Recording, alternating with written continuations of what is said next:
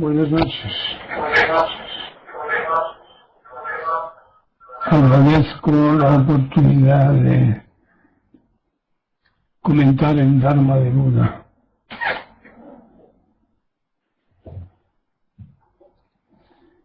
Si tenéis algún comentario para hacer.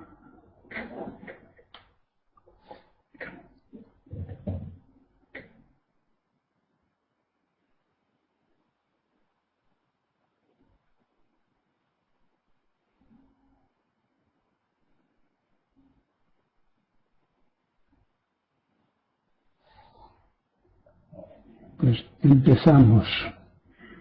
Entonces,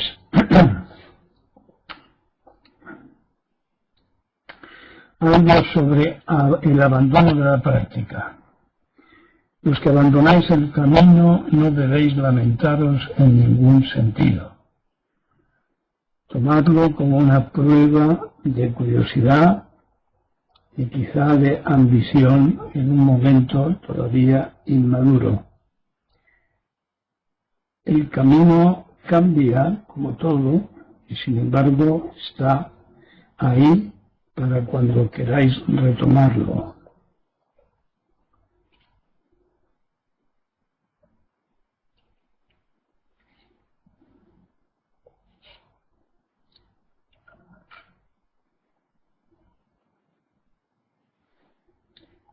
Una ley natural, la impermanencia, de la comprensión de que nada permanece y todo cambia constantemente, emerge el desapego, la verificación de que ilusiones y deseos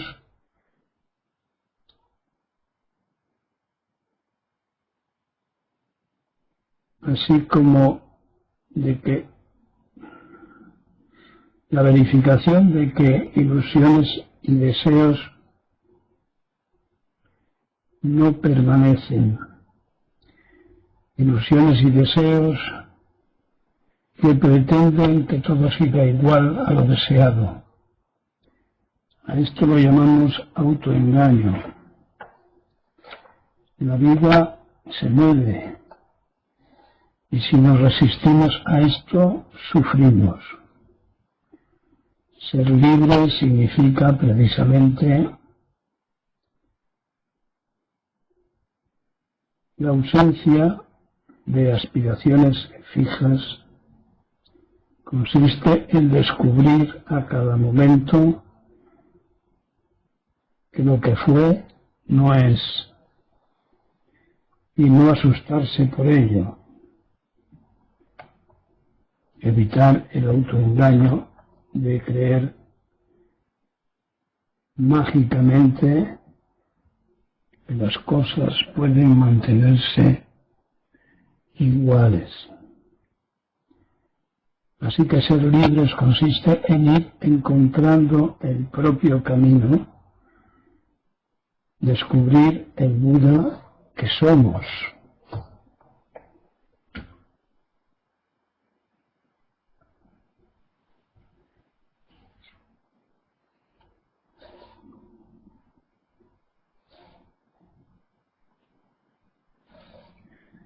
Nada en la vida real es fijo, como decía. Sin embargo, el poder no evoluciona. Se moderniza utilizando los instrumentos nuevos. El dominio, la codicia, la manipulación, el miedo,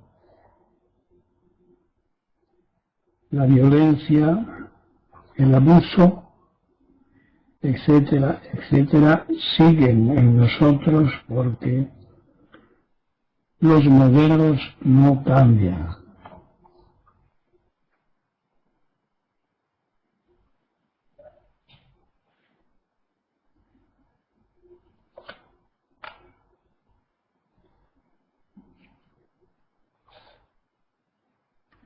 Algo sobre la austeridad. La austeridad es la supresión de lo superfluo, de lo suntuario, de lo secundario, de lo innecesario. No se trata de sacrificarse, sino de aprender a distinguir lo necesario de lo que no lo es. En el estado llamado del bienestar se ve claramente lo caro que se paga.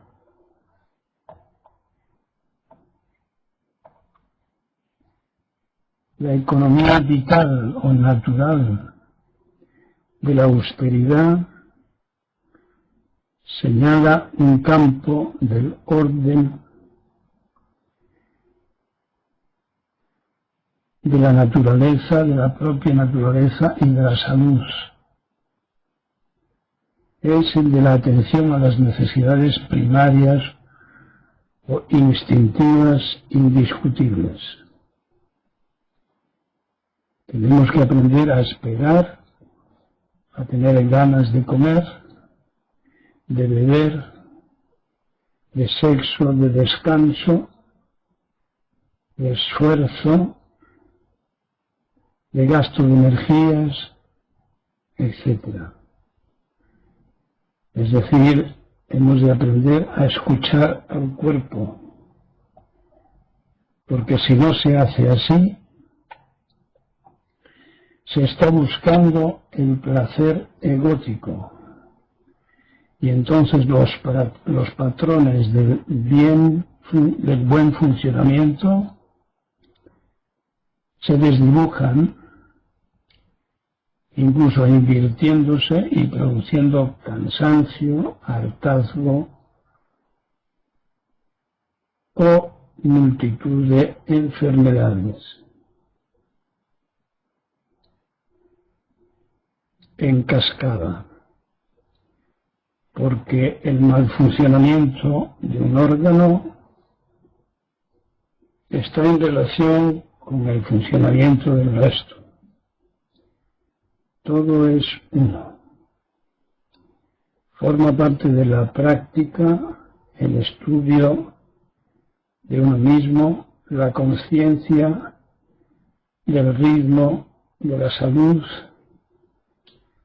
la recuperación de la propia naturaleza,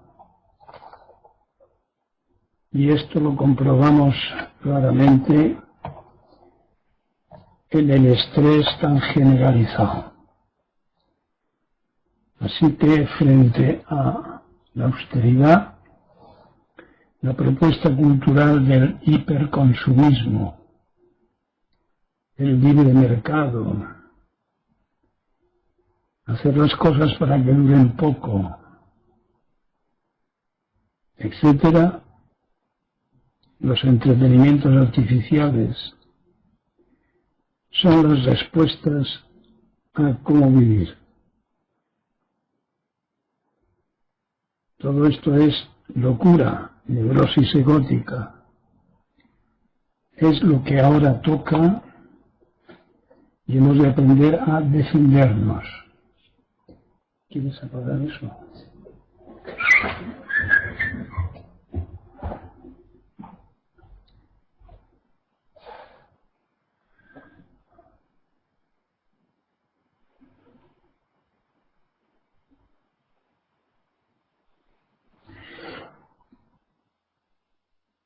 La práctica neutraliza el karma. Lo que consideramos positivo e igualmente lo que consideramos negativo. ¿No es esto manifestación de la más grande sabiduría a encontrar en nosotros mismos? ¿No es esto el Buda, la budeidad? Disminuida la fuerza del karma, esta limitación no aparece de una nueva manera, no aparece con una nueva manera. Sentimientos, acciones, necesidades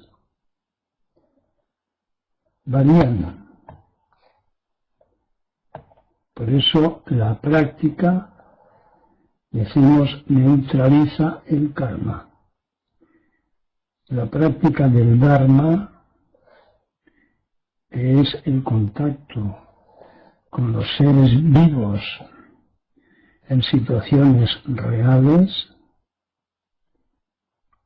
el Dharma, la enseñanza de Buda, neutraliza el poder del karma, de lo aprendido, lo condicionado,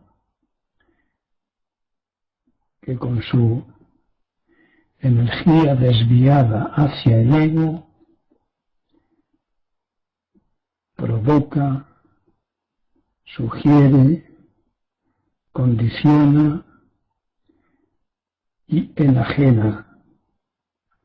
Es lo que llamamos el ego.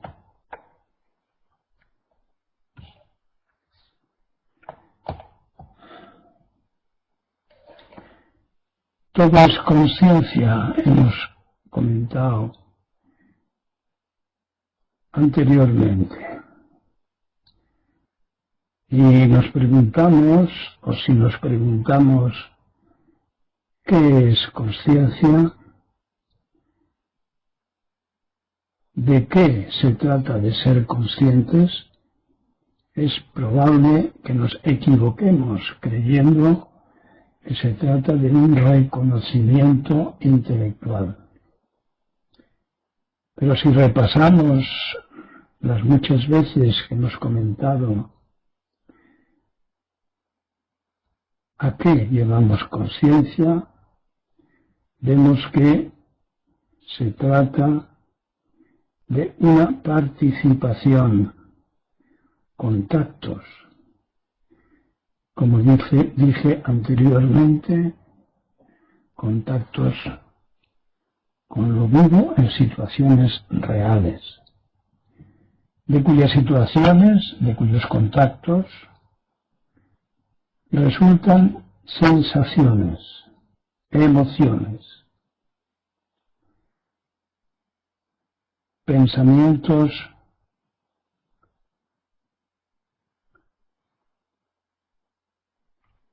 una vez que el grado de liberación de las sensaciones sea suficiente. Por lo tanto, la conciencia funciona a niveles distintos de sentidos, de órganos relacionales,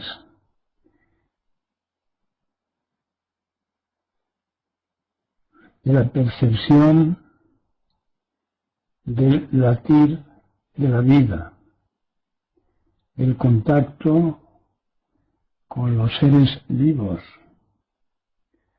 sean los que fueren, porque todo es todo, y no existen palabras egóticas para tanta variedad.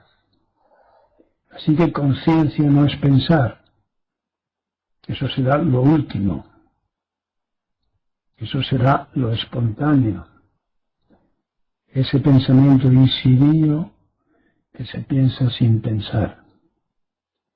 Se trata de las distintas condiciones, empezando por las sensaciones, las emociones, los sentimientos, los afectos, los rechazos, después los pensamientos, que son opiniones, puntos de vista, juicios, etc. Eso significa todo es conciencia.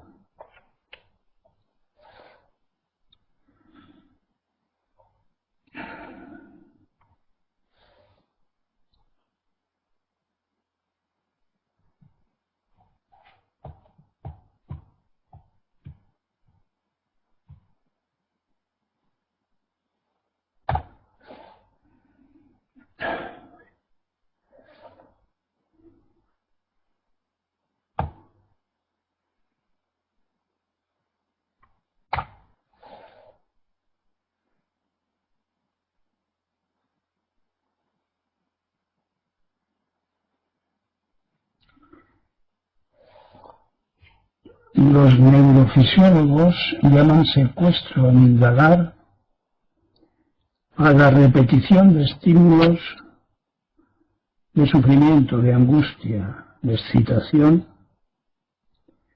causados, por ejemplo, por el estrés, por el cuidado de enfermos, quiero decir, por el estrés resultado de prisas, ambiciones, cuidados de enfermos, y toda esa serie de situaciones en las que parece que estamos en presencia constante, continua de un tigre. La adrenalina y el cortisol intoxican de manera incontrolada.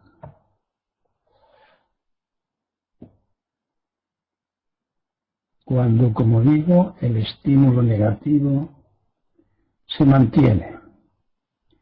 Esta intoxicación provoca lesiones en los distintos órganos. El secuestro amigdalar, vía emocional.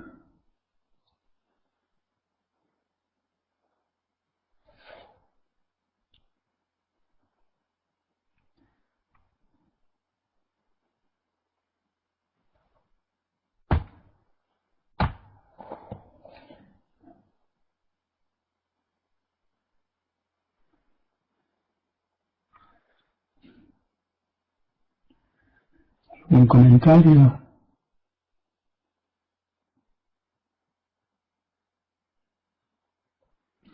Dice el ego, la civilización es lo que nos impide comernos unos a otros. También dice, es el triunfo de la inteligencia sobre el instinto. Y también dice, el arte es nuestra manera de imaginar cómo puede ser la vida. El arte, pues, sustituye las religiones. Es la falsa espiritualidad moderna.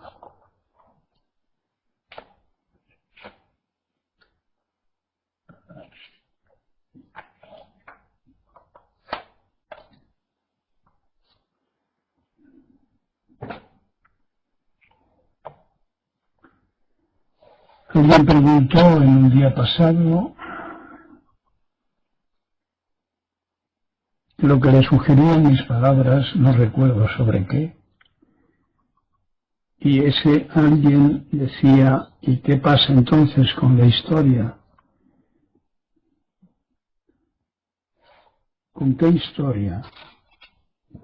¿La historia de quiénes? ¿La historia de los vencedores? ¿Las de los vencidos? ¿La historia de los colaboradores? ¿Los desastres del hambre y la enfermedad? ¿Las cárceles?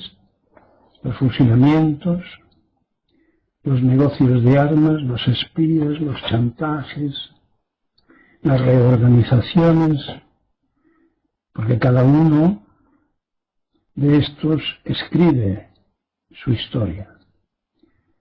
Cada uno con su verdad, más los que mienten conscientemente defendiendo a quienes les pagan.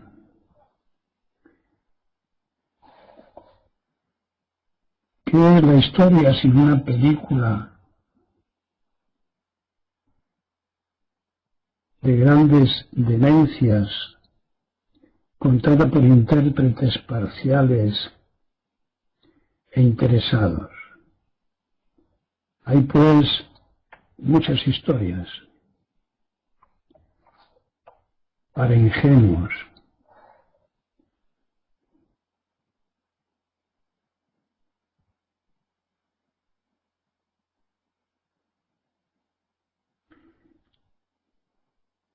Los ingredientes del ego, los intereses, las crueldades, los logros, las pérdidas, los sufrimientos, repetidos miles y miles de veces a lo largo del tiempo, a lo largo del espacio, es la historia de los egos. La real historia es la de la evolución. Todo lo privado, particular y subjetivo se lo lleva el viento. Todo es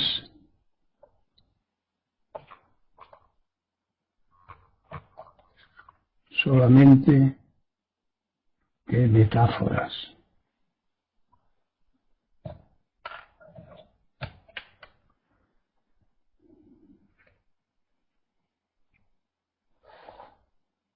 Cuando queramos observar esquemáticamente el desarrollo de nuestros pensamientos, podemos recorrer los GOI y los 5 pasos. Pensar, no pensar, pensar y sin embargo no pensar y a pesar de todo sí pensar, y ni pensar ni no pensar. El equilibrio en la sucesión oportuna de estos momentos nos puede decir algo sobre el pensamiento.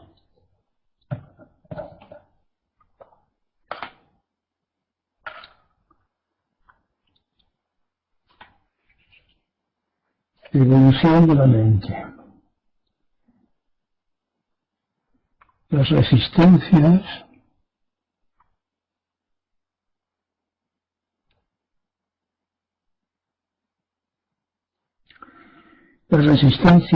corresponden al ego, un ego que no está maduro para el cambio. Como por ejemplo, el temor a convertirse en un ladrillo, en una piedra, sin sentimientos, o en alguien que no te guste, en perderse cosas importantes de la existencia, en complicar las relaciones con otras personas, en el trabajo, en la familia, incluso pensar en la locura, y así interminablemente interpretaciones anecdóticas, subjetivas, sin justificación ninguna. Cuando solo hay curiosidad y no necesidad, pasan estas cosas. Sin embargo, cuando hay necesidad, todo lo escrito no se piensa, no se teme, no se valora, y hablar de ello con otros no tiene interés, porque como ya se es otro, ya no hay nada que arreglar, ya no es posible recolocar, ni siquiera comprender, y menos volver atrás. La etapa del cambio al despertar, y sobre todo el despertar mismo, no solo desestima el pasado y le comprende, sino que también sabe que no se puede repetir y se sugiere el camino, se sigue el camino discretamente, como empezando a vivir, contemplando el pasado como una película que le hubiera sucedido a otro. La evolución natural de la mente no contiene nada a lo que temer, nada raro que imaginar. Es comenzar a vivir con flexibilidad. Una orientación intuitiva es lo que suelo repetir, de que el despertar consiste en ver lo evidente y que eso es ordinario, no es extraordinario. Y no tengo más comentarios que hacer, a menos que lo tengáis vosotros. Si queréis comentar algo o preguntar, hacedlo. En cualquier caso, el próximo viernes os tocará traer vuestro trabajo, resultado del estudio detenido, sin prisas, de esta charla. Uno de vosotros dice: a menudo hablas de lo vivo, de los seres vivos en relación a nuestra conciencia de ello, pero ¿y lo no vivo?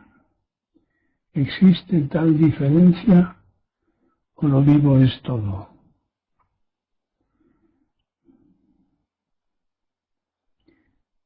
Estás creando dualismo, estás haciéndote una pregunta típicamente dualista: ¿vivo, no vivo?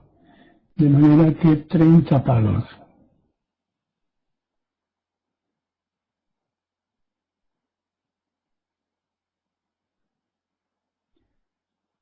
Las cosas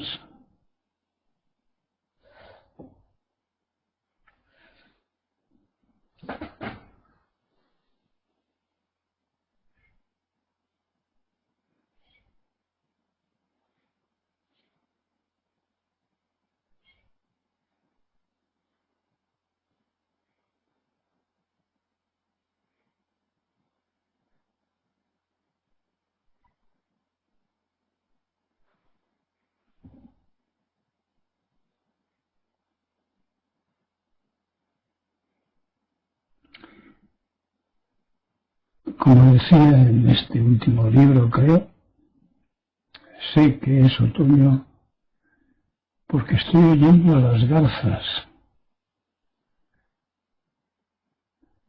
que se van de vacaciones a África. La ira es el secuestro más tóxico. Se puede sentir su daño al instante. Tú también estás creando dualismo, el más tóxico, o sea que hay otros menos tóxicos. No continuemos creyendo en unas palabras inventadas por el ego. Y si no creemos en ellas, podremos quizá usarlas, pero durante un tiempo no dependamos de ellas. Para pensar, es lo que trataba de decir al principio, pensar es las sensaciones de los contactos. Empecemos por ahí. Las sensaciones de los contactos, sin interpretar. Experimentemos nuestra naturaleza, no nuestra funesta manía de pensar. De manera que te corresponden otros 30 palos.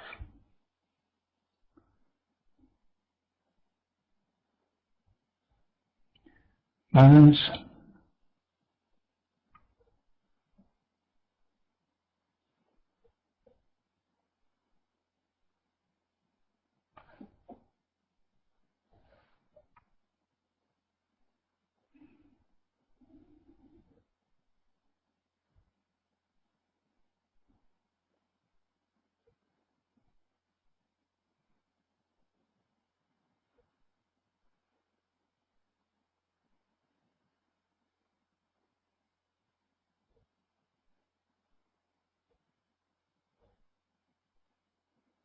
No hay más.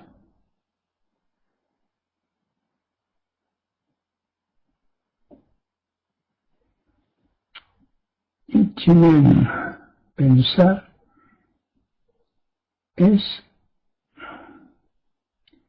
las sensaciones de los contactos ¿Te refieres al pensamiento isirío? No. El pensamiento isirío es pensamiento, es decir, son frases y palabras que traducen la experiencia real, no la del ego.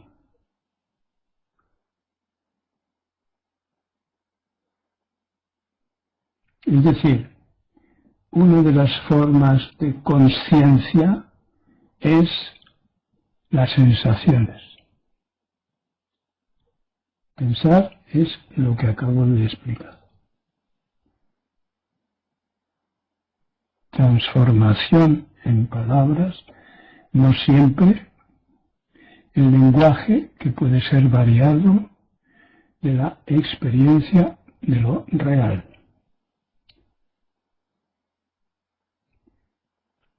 El otro día dijiste, las conciencias se juntan, supongo, se asocian, se separan según las circunstancias. ¿Podrías aclarar eso? Lo acabo de aclarar.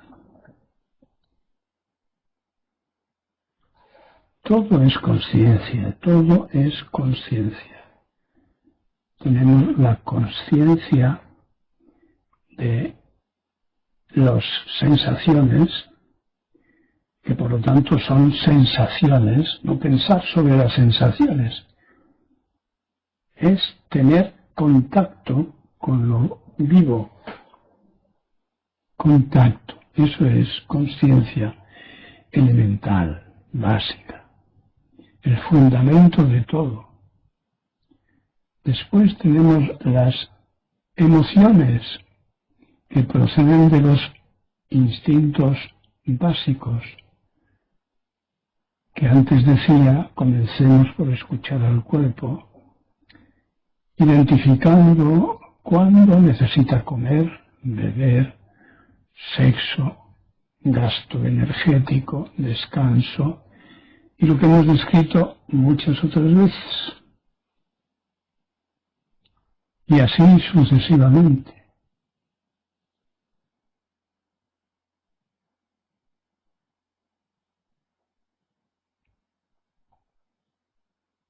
Entonces, están juntas en el sentido de que no están separadas, porque es el contacto variable y abundante con la realidad la que es el contacto, el que desarrolla la auténtica naturaleza, es decir, el auténtico yo, no el ego, sino yo. Leeros de vez en cuando la decúple cadena del condicionamiento dependiente o construcción, formación del ego. Conviene actualizar esas indicaciones que están en el apéndice. Y el apéndice, buscar siempre en el último libro, el apéndice es un resumen de lo más grueso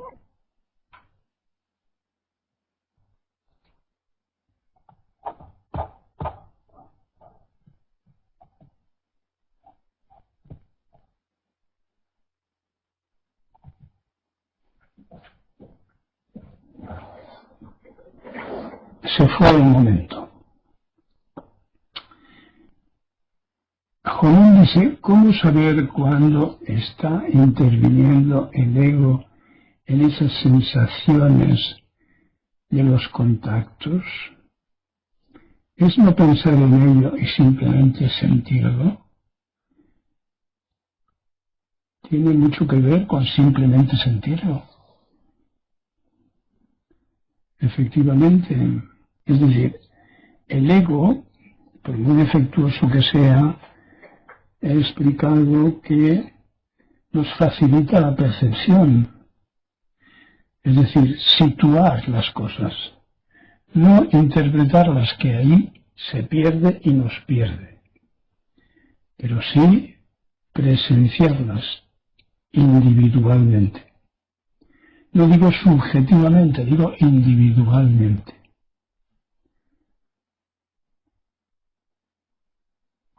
Si os leéis algo de Kuple Cadena, veréis que el recorrido se puede hacer del 1 al 12 y también del 12 al 1. A esto me estoy refiriendo, al desapego del ego, a la independización del propio ego, como una película, como una vida vivida por otros. Es tanto como volver a nacer, pero esta vez de tu propia mano.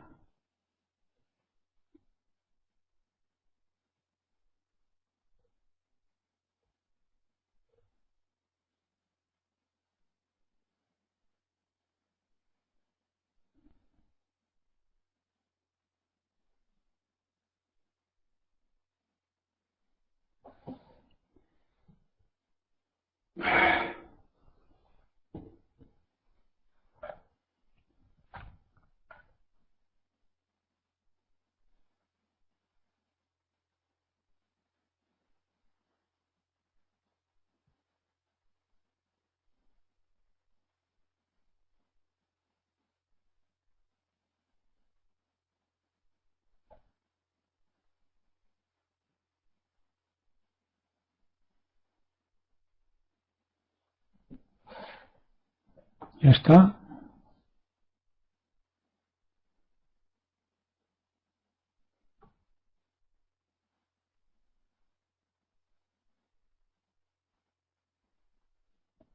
Sosín, solo con oírte y verte en la pantalla se pisa el camino.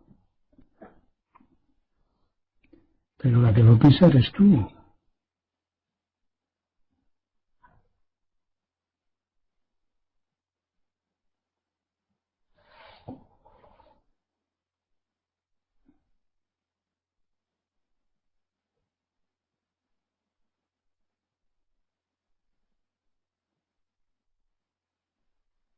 Esos son los brotes verdes de los que alguno hablaba.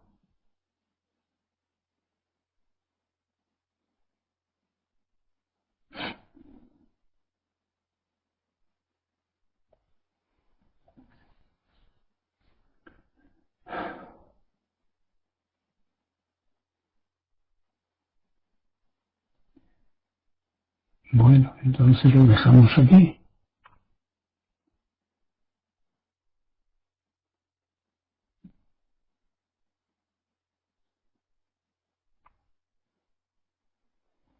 Mariano,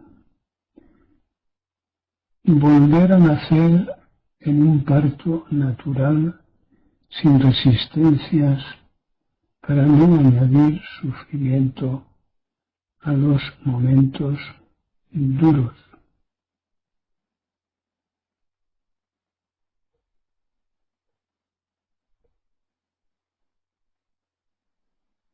Era una metáfora, pero cuando hay necesidad del despertar,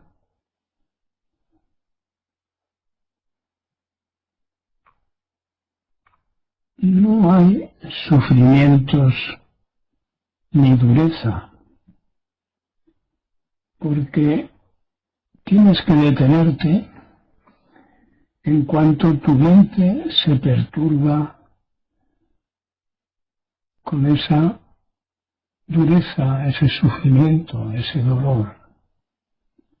Entonces tienes que detenerte, esforzarte en lo justo. Es el motivo por el que recomiendo escoger el camino más largo. Es tu propia naturaleza la que te va a enseñar a pisar y sentir el camino. No es tu voluntad.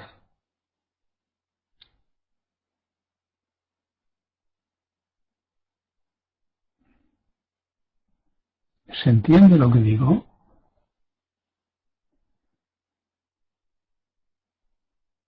No puede tratarse de un sacrificio, porque sería perturbador.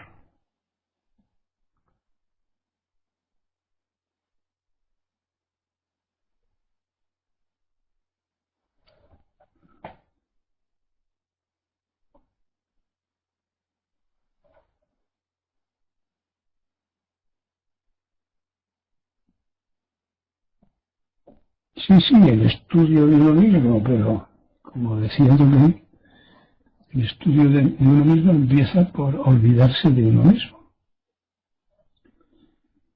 Y claro, actualizar las instrucciones es revisarlas para cada estado de nuestra conciencia, resultado de la práctica. O si cada vez que leemos las instrucciones vemos que profundizamos los estados de la conciencia, a ver si lo entiendo.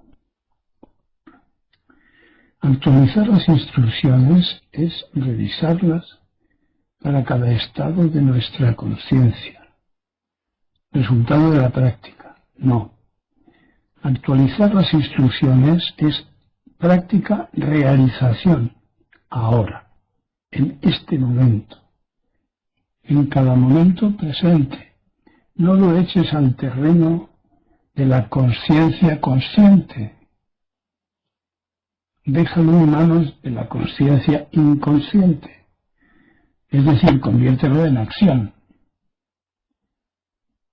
O si cada vez que leemos las instrucciones vemos que profundizamos los estados de la conciencia. Tampoco. Todo esto suena a una manipulación de la mente. Suelo repetir que tu propia naturaleza te enseñará a distinguir.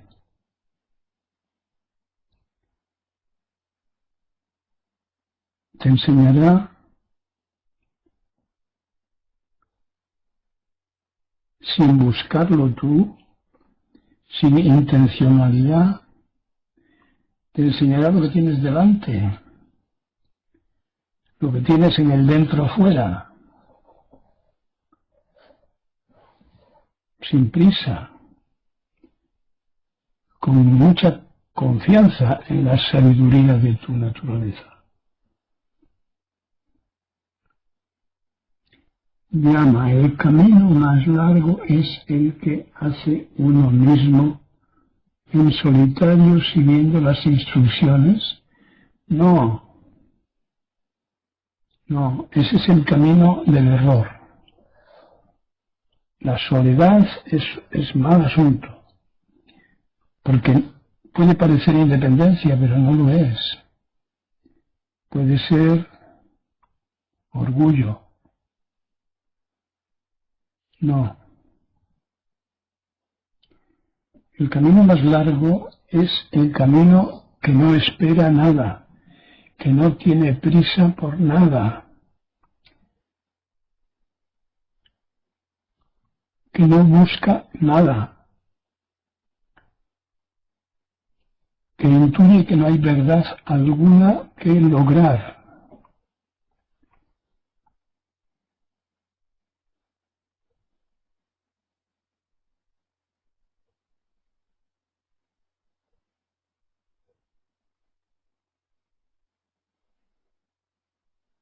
¿Se entiende? Llama.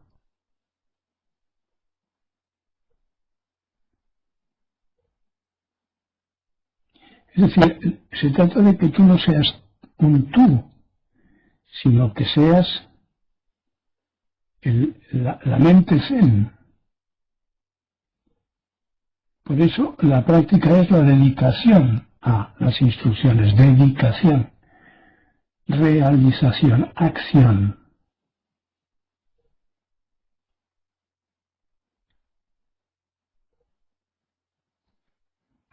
Tampoco sin reflexiones, Mijaru, puedes reflexionar, lo que se llama en el Zen un paso atrás, pero no 2, ni 5, ni 7, ni 14. Tiene que utilizarse cualquier instrumento que nuestra naturaleza nos haya puesto en la mano. Todos. No hay que excluir ninguno.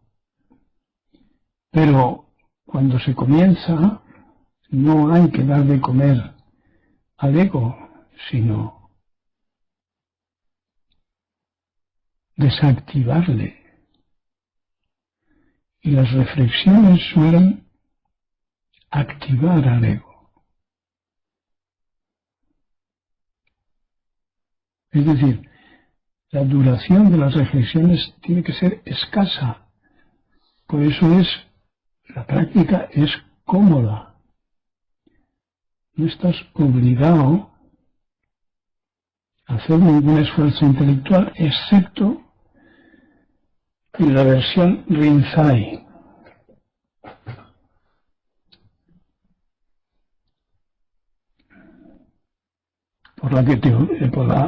cuyas instrucciones consisten en obligarte a llegar al aburrimiento, al límite del intento de comprender, reflexionando, asociando, pensando.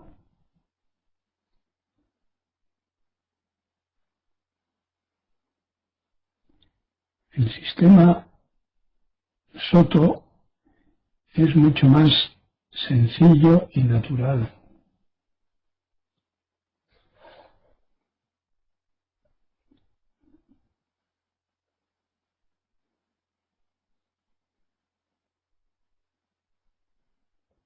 Es como quien se pone a pescar a la orilla del río y se olvida de que está pescando y se ocupa del río, se ocupa de las plantas, de los árboles, de la corriente, de las piedras, de los insectos, y es sorprendido porque le ha picado la trucha.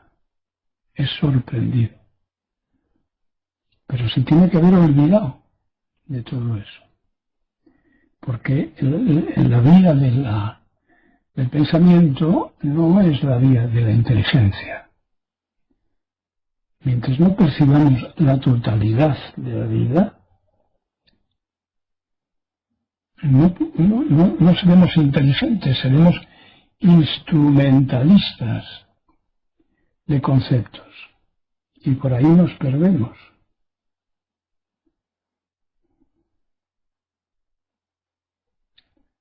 Seremos internetes, más internetes. Eso no es la vida. No hay que perder de vista que tratamos de aprender a vivir. Es decir, a percibir, como decían los antiguos budistas, las sensaciones en las sensaciones. Todavía se enseña así en Sri Lanka. Las emociones en las emociones.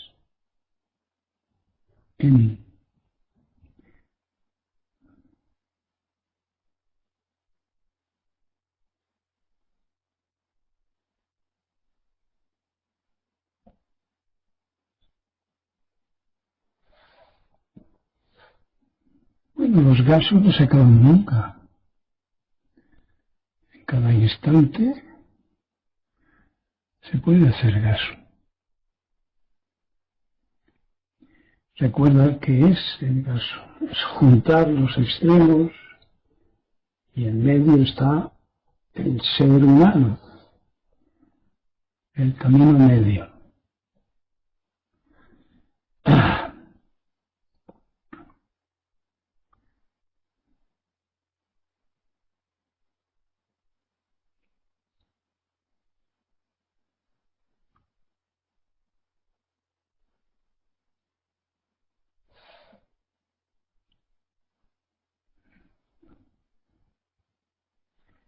Bueno, parece que no hay más cuerda, ¿no?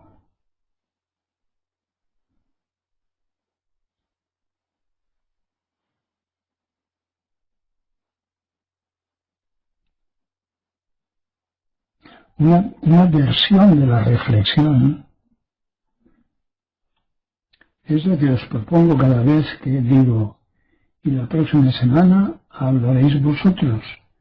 Para eso tenéis que estudiar reflexivamente las charlas y escribir lo que sugieran y luego seleccionar, entresacar, pelar la gallina. Gacán dice, el camino largo no parece largo, el corto no es corto, solo quiero caminar. Bien, pues camina. Acción, acción, acción.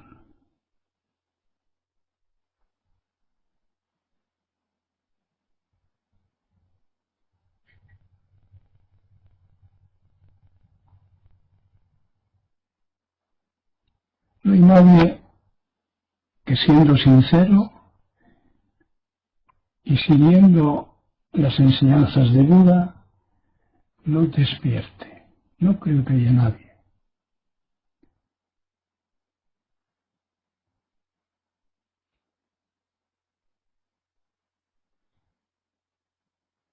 Hay una unidad entre la práctica y la realización. Es lo mismo. Y eso transforma la percepción, la emoción, el sentimiento, el afecto. Todo lo transforma. Lo transforma en real.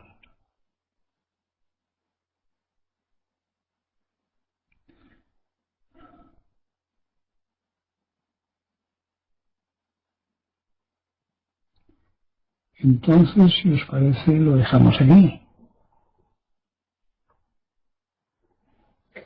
Unos segundos, por si acaso alguien tiene preparado el epílogo.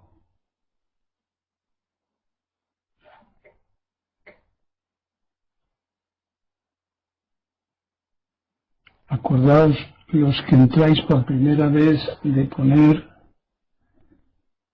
más que un extraño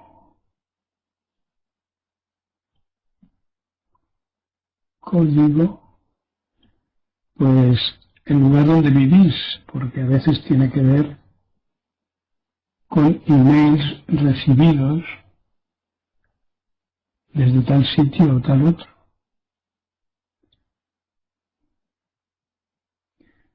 Bueno, pues lo dicho, hasta el viernes próximo.